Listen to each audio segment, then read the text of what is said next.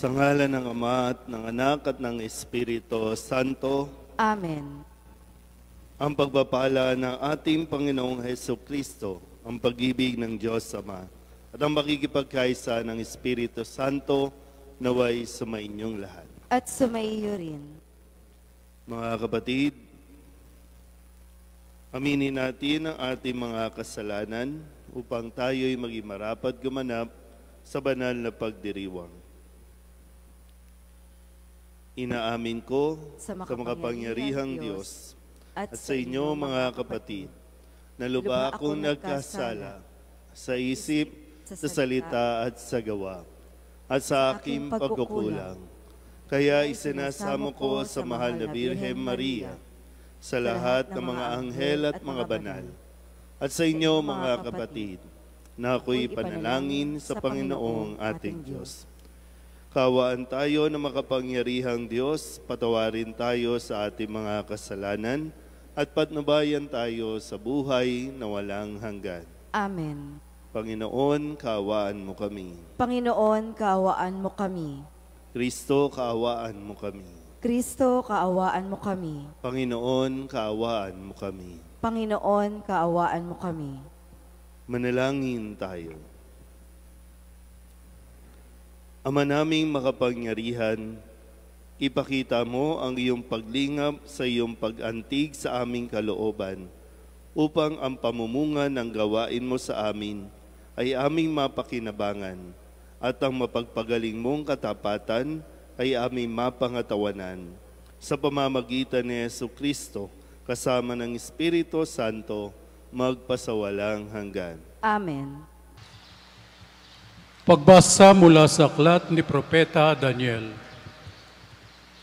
Noong mga araw na iyon, sinabi ni Daniel kay Nabucodonosor, "Mahal na hari, ang napanaginip ninyo ay isang malaki at nakasisilaw na rebulto.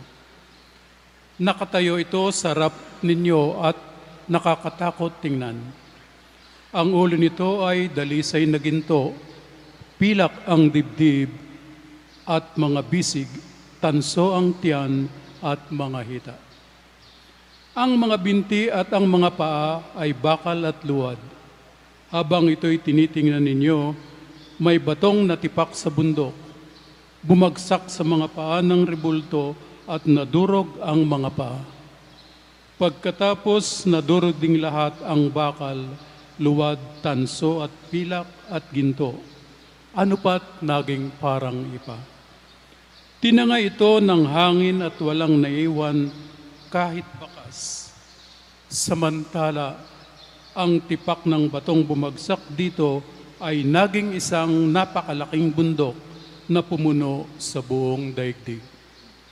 Mahal na hari, yan po ang inyong panaginip at narito naman ang kahulugan. Kayo ay pinagkalooban ng Diyos ng kaharian, pinuspos ng kapangyarihan, kapamahalaan at karangalan. Niloob ng Diyos na masakop ninyo ang lahat ng tao, hayop at ibon sa lahat ng dako. Kayo ang katumbas ng ulong ginto. Ang susunod sa inyo ay ikalawang kaharian, ngunit mahina kaysa sa inyo.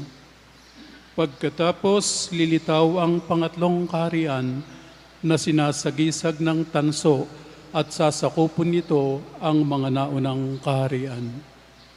Ang pang-apat na kaharian ay sintigas ng bakal, katulad ng nagagawa ng bakal, dudurugin ang kahariang ito ang buong daigdig. Ang ibig namang sabihin ng nakita ninyong mga paa na yari sa bakal at luwad ay ito. Mahati ang kaharian, ngunit mananatili ang tigas ng bakal pagkat ito'y pinaghalong bakal at luwad. Ganito naman ang sa ibig sabihin ng mga paang yari sa pinaghalong bakal at luwad. Magiging makapangyarihan ang kaharian, ngunit madaling babagsak. Ang kahulugan ng pinagsamang bakal at putik ay haluang pag-aasawa. Ngunit hindi ito magtatagal kung paanong di maaring paghaluin ang bakal at putik. Sa panahon ng mga haring yaon, ang Diyos ay magtitindig ng isang kahariang hindi maibabagsak kailanman ni masasakop ninuman. Dudurugin ito at ganap na wawasakin ang iba pang kaharian, ano pat hindi na makababangon ang mga iyon kahit kailan. Ang katulad nito ay yaong tipak ng batong dumurog sa ribultong yari sa bakal, luwad, tanso, pilak at ginto. Mahal na hari, ang mangyayari sa hinaharap ay ipinaalam na sa inyo ng dakilang Diyos. Yan po ang inyong panaginip at ang kanyang kahulugan. Ang salita ng Diyos. Salamat sa Diyos. Ang tugon po natin sa bawat saknong ng salmo, dakilait papurihan ang puon magpakailanman. Ulitin po natin, dakilait papurihan ang puon magpakailanman. Purihin ninyo ang Panginoon, kayong lahat ng mga nilikha. Awitan siya ng papuri at dakilain magpakailanman. Dakilait papurihan ang puon magpakailanman. Purihin ninyo ang Panginoon, kayong lahat mga anghel ng Panginoon. Awitan siya ng papuri at dakilain magpakailanman. Dakilait papurihan ang puon magpakailanman. Purihin ninyo ang Panginoon, kayong lahat mga kalangitan. Awitan siya ng papuri at dakilain magpakailanman. Dakilait papurihan ang puon magpakailanman. Purihin ninyo ang Panginoon, kayong lahat ang tubig sa ibabaw ng langit. Awitan siya ng papuri at dakilain magpakailanman. Dakilait papurihan ang puon magpakailanman. Purihin ninyo ang Panginoon, kayong lahat na bumubuo ng kanyang hukbo. Awitan siya ng papuri at dakilain magpakailanman. Dakilait papurihan ang puon magpakailanman.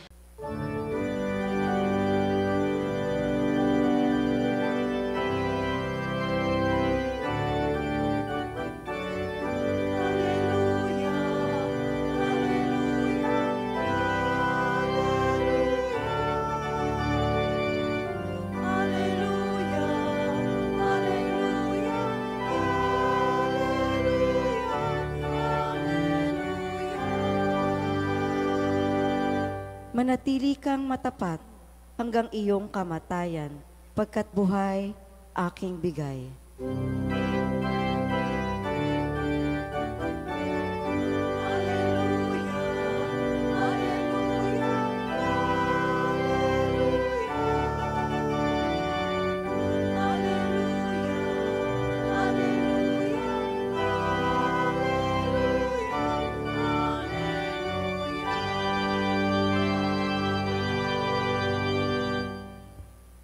Sumainyo ang Panginoon. At sumaiyo rin.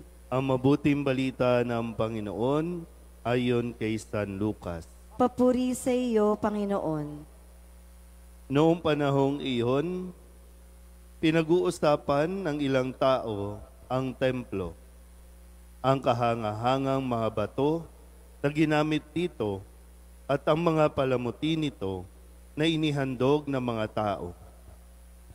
Kaya't sinabi ni Jesus, darating ang panahong lahat ng nakikita ninyong iyan ay iguguho.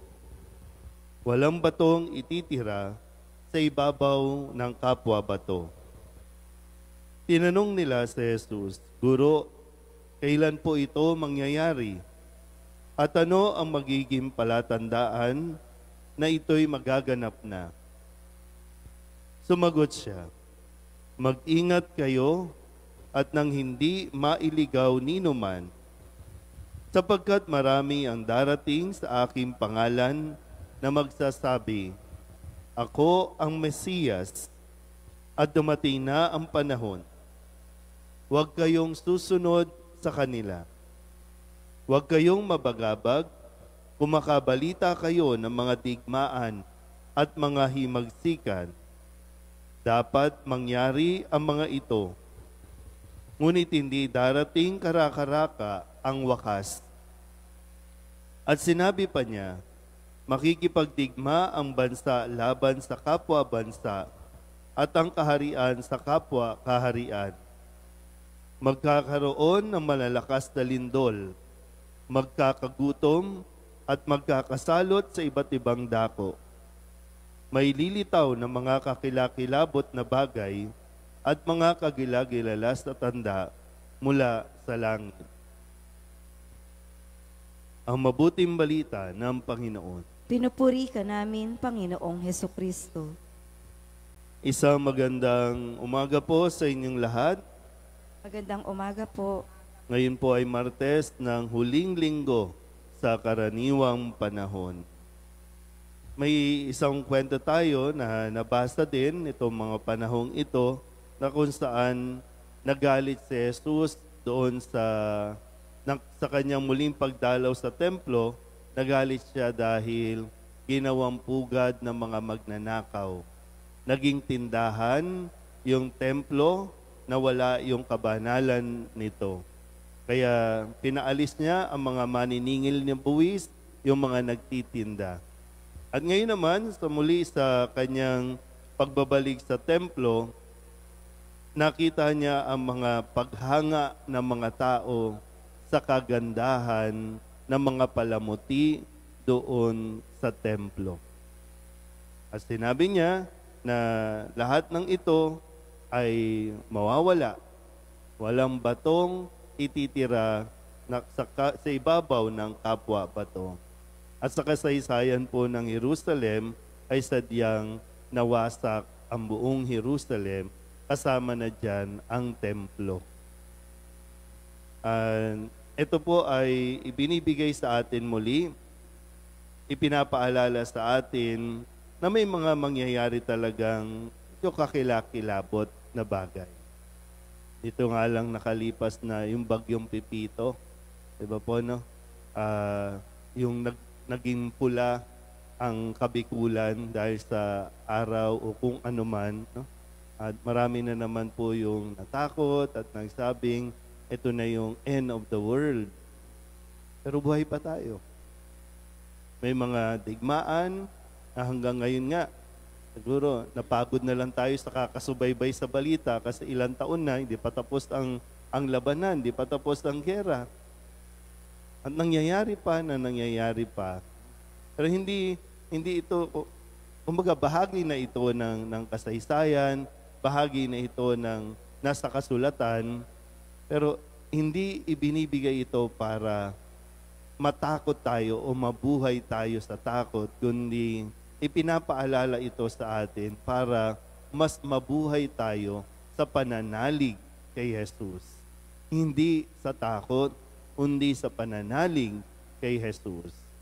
Kaya nga ilan din po, no, sa mga naririnig natin mga ebanghelyo, no, sabi, pagdating ng wakas, kukunin ng isa, iiwan ng isa. Minsan, hindi ko alam, kailan ba kayo huling nakaranas ng lindol dito? Yung bang habang nagsisimba kayo, lumilindol. At nakakatuwa din, kasi sabi natin noon, pinaghahandaan natin ng the big one. Meron tayong mga practice, no, fire drill, ganyan, no? Paano lumabas, paano gumanito. Pero pag lumindol na, wala na. Kanya-kanya na. Walang nagdadak, wala.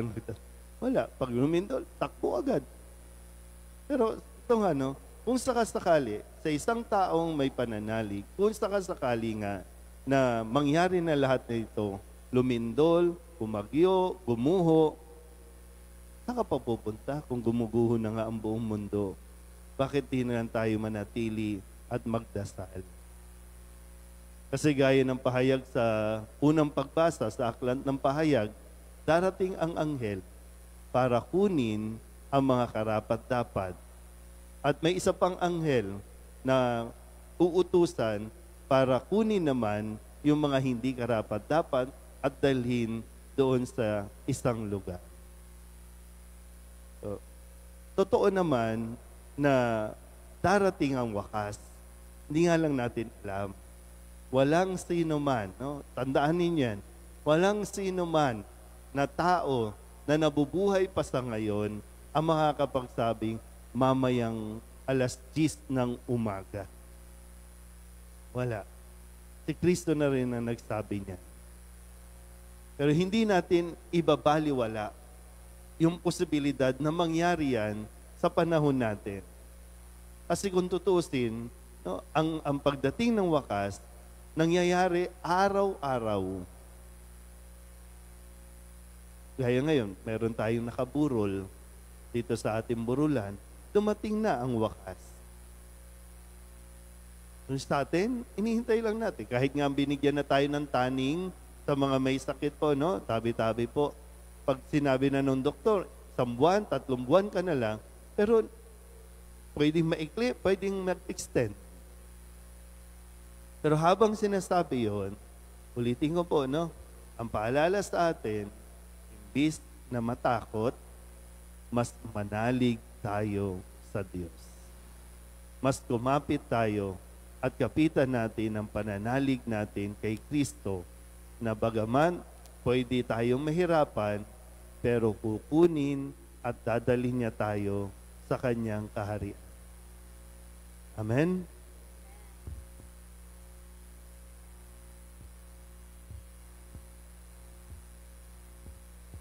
Sama-samang natitipon bilang bayan ng Diyos, may pananalig nating dalhin ang ating mga pangailangan sa Ama. Umaasang ipagkakaloob niya ang ating mga kahilingan.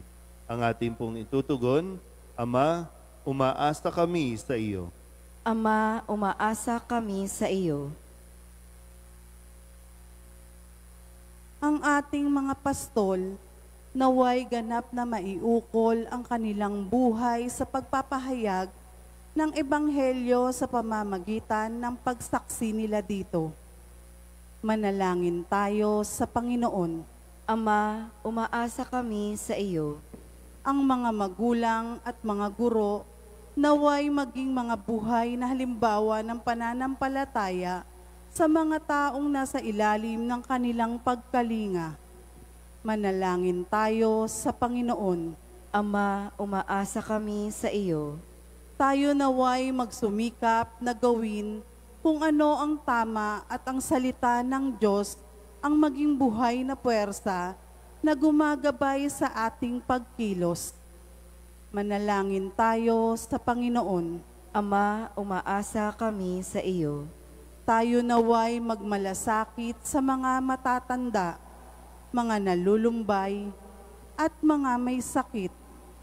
Manalangin tayo sa Panginoon. Ama, umaasa kami sa iyo. Ang mga yumao, naway makatagpo ng kapahingahan at bagong buhay sa kaharian ng Diyos.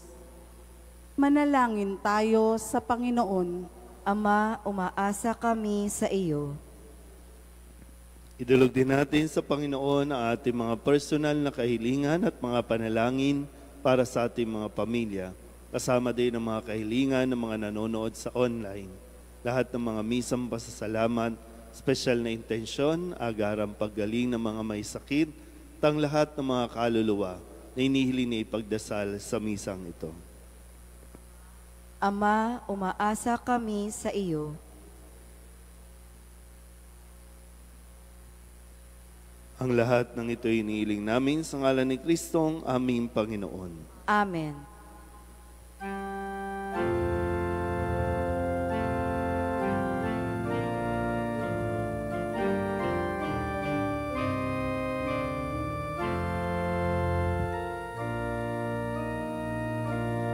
Handog namin sa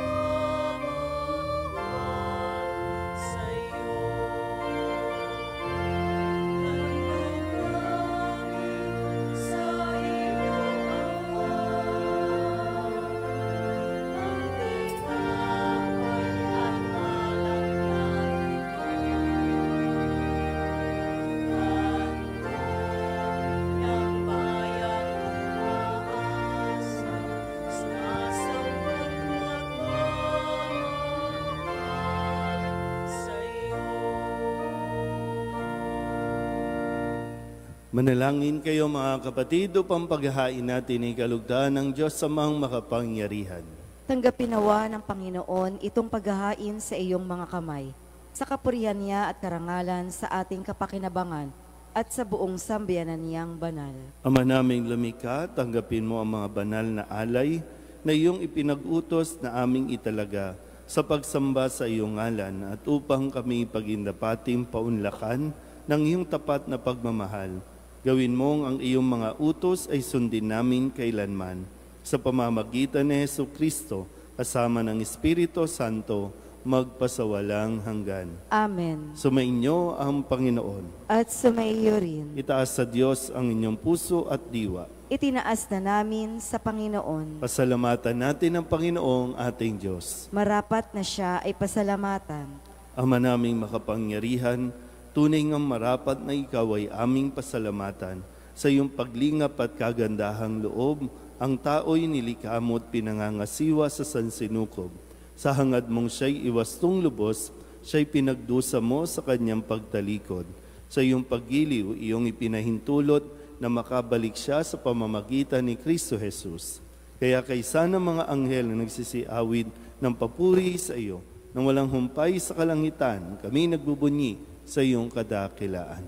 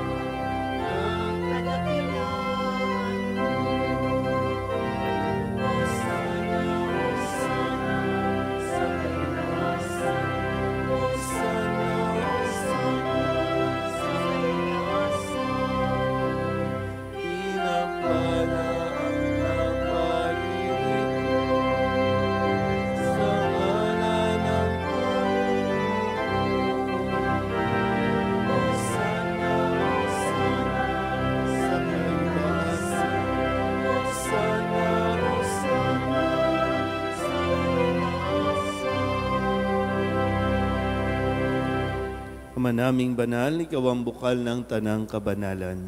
Kaya't sa pamamagitan ng iyong Espiritu, gawin mong banal ang kaloob na ito upang para sa aming maging katawan at dugo ng aming Panginoong Jesucristo.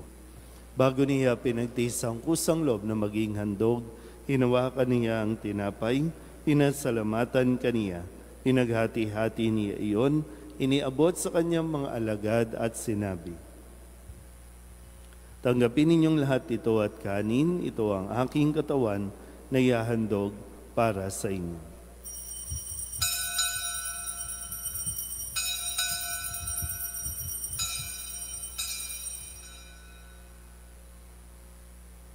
Gayun din naman nang matapos ang hapunan, nawakan niya ang kalis, muli kaniyang pinasalamatan. Iniabot niya ang kalis sa kanyang mga alagad at sinabi, tanggapin ninyong lahat ito at inumin. Ito ang kalis ng aking dugo, ng bago at walang hanggang tipan. Ang aking dugo na ibubuhos para sa inyo at para sa lahat sa ikapagpapatawad ng mga kasalanan. Gawin niyo ito sa pag-alaala sa akin.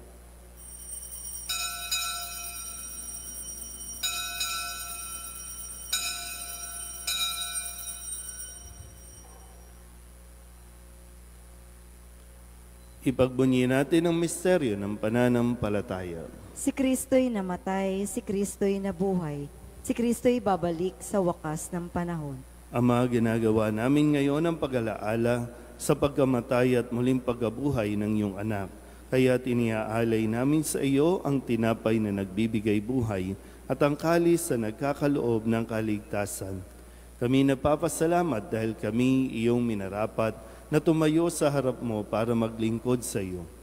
Isinasamo namin kami magsasalo-salo sa katawan at dugo ni Kristo ay mabuklod sa pagkakaisa sa pamamagitan ng Espiritu Santo.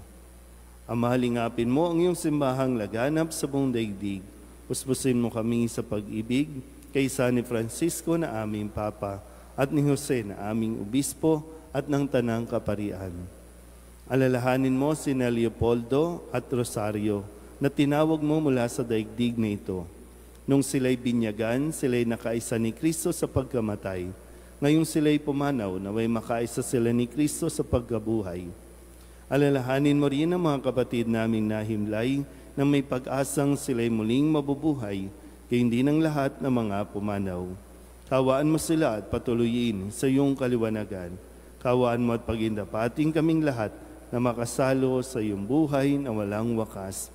Kaysa ng mahal na Birhen Maria na ina ng Diyos, ng kabiyak ng puso niyang si San Jose, kaysa ng mga apostol at ng lahat ng mga banal na namuhay dito sa daigdig na kalugod-lugod sa iyo, may pagdiwang nawa namin ang papupuri sa ikararangal mo sa pamamagitan ng iyong anak na aming Panginoong Hesu Kristo.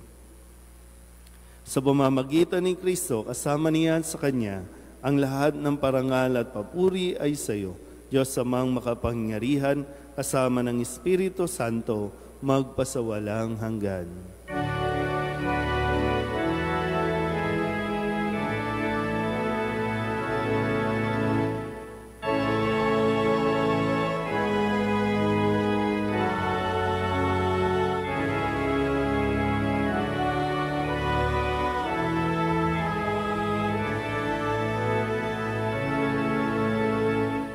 Sa tagubili ng mga nakagagaling na utos at turo ni Jesus sa Panginoon natin na Diyos, ipahayag natin ang lakas loob.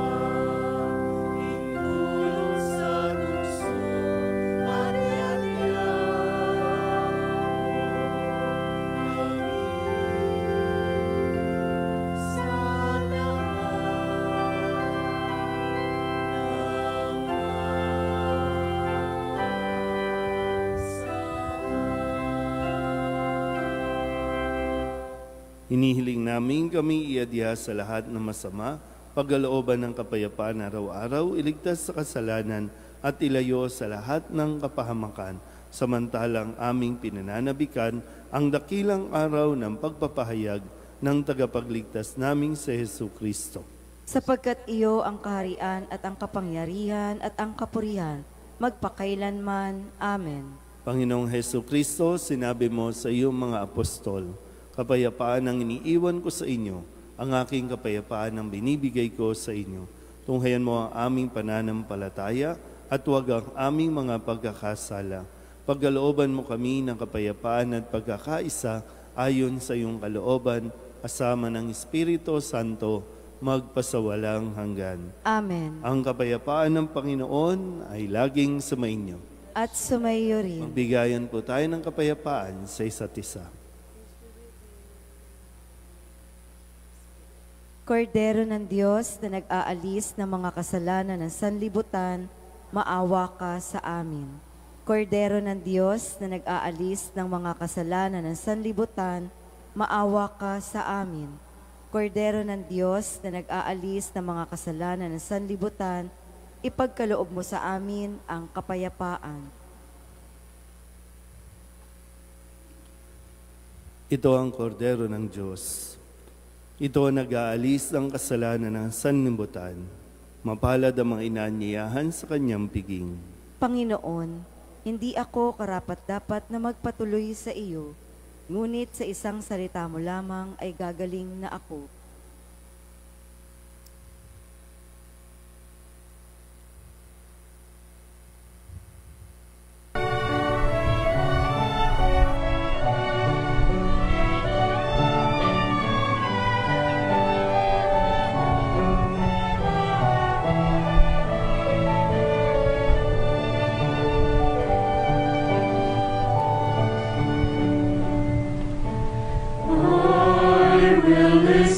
To the Lord, will listen to the voice of His people, serve them with all my heart. I will listen to His words and call upon the Lord for His people to live in faith and truth and in love.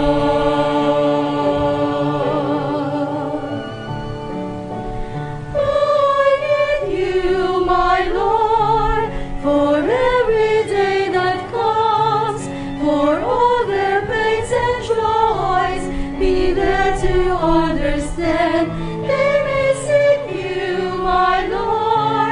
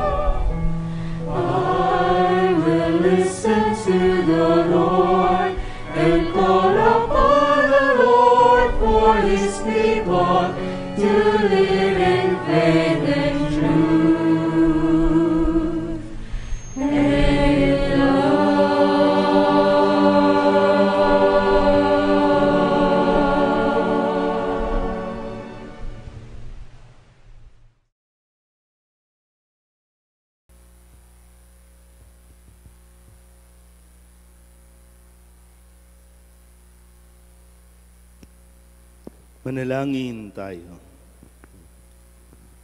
Ama naming mapagmahal, kaming pinagkakalooban mo ng pagsasalo sa iyong kagalakan ay lagi nawang lumingon sa pinanggalingan nitong banal na pakikinabang upang kami huwag mawalay sa iyo na aming hantungan sa pamamagitan ni Hesukristo kasama ng Espiritu Santo magpasawalang hanggan. Amen. Mga kapatid, pagkukulan natin ng panalangin ang mga yumao nating mga mahal sa buhay at ang lahat ng mga kaluluwa sa purgatorio. Mga anghel, mga banal, tanang nasa kalangitan, hali kayo at samahan ang mga giliw naming pumanaw sa piling ng poong mahal. Si Kristo ang mag-aakay sa kandungan ni Abraham upang doon ay humimlay. Ang mga giliw naming pumanaw sa piling ng poong mahal. Sa ilaw na walang hanggan, kapayapaan naway pagkamiti ng may kapal. Ang mga giliw naming pumanaw sa piling ng poong mahal. Ama naming mapagmahal, inihahabilin namin sa iyo ang aming mga kapatid na pumanaw sa buhay na ito. Huwag mo po silang pabayaan at pamalagiin mo silang buhay sa iyong piling. Alang-alang sa iyong awa at pag-ibig, patawarin mo sana ang kanilang mga pagkukulang at nagawang mga pagkakasala, dala ng kanilang kahinaan.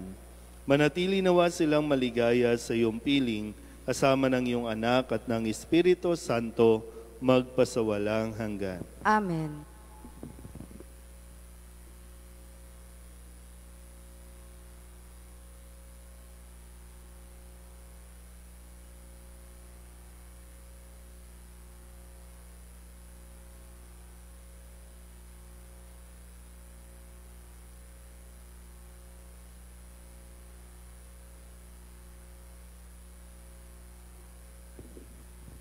Kapayapaan kailanman ang igawad ng may kapal sa mga yumaong ating mahal. Sila nawa ay silaya ng ilaw na walang hanggan. Sumainyo ang Panginoon at sumaiyo rin. At pagpalain kayo ng makapangyarihang Diyos, Ama at Anak, Espiritu Santo. Amen. Tapos ang banal na misa, humayo tayo sa kapayapaan ni Kristo. Salamat sa Diyos. Magandang umaga po.